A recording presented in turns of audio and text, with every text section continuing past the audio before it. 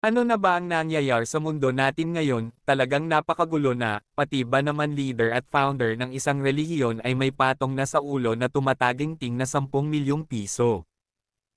Si Pastor Apollo Quiboloy, isang leader at founder ng Kingdom of Jesus Christ at notable founder din ng broadcasting network na SMNI, siya rin ang self-proclaimed na the appointed son of God.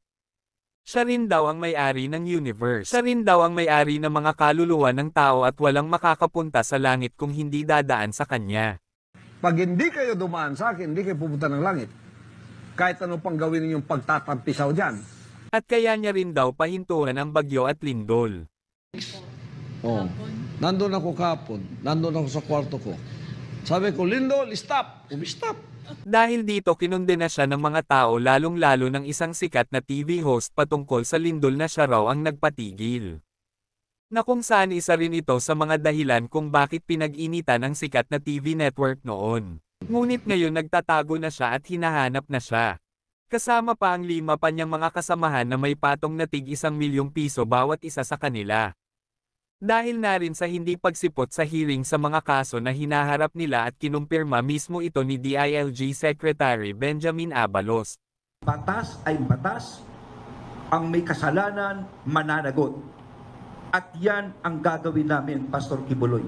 Dagdag pa ni Secretary Abalos na kung talagang wala siyang kasalanan, harapin niya sa korte lahat ng mga kaso na isinampa sa kanya. Nagbabala naman ang Philippine National Police sa mga nagkukupkop o nagtatago sa mga taong ito.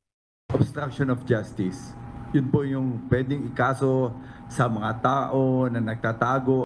Dahil dito ang daming haka-haka o kuro-kuro, lalong-lalo na sa panig ni Pastor Quiboloy. Dahil mismo si Senator Robin Padilla ay hinihimok at tinututulan ang pag-contempt kay Pastor Quiboloy ng Senate Committee.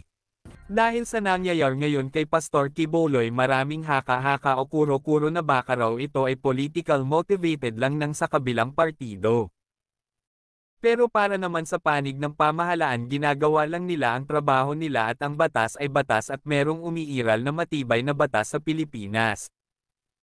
Taliwas ito sa sinasabi ng International Criminal Court or ICC na hindi raw patas at mahina raw ang batas dito sa Pilipinas. At sabi naman ng ibang religious sector na baka raw inuusig na si Pastor Quiboloy dahil sa paggamit niya ng pangalan ng Diyos sa pansariling intensyon at sa mga kasinungalingan.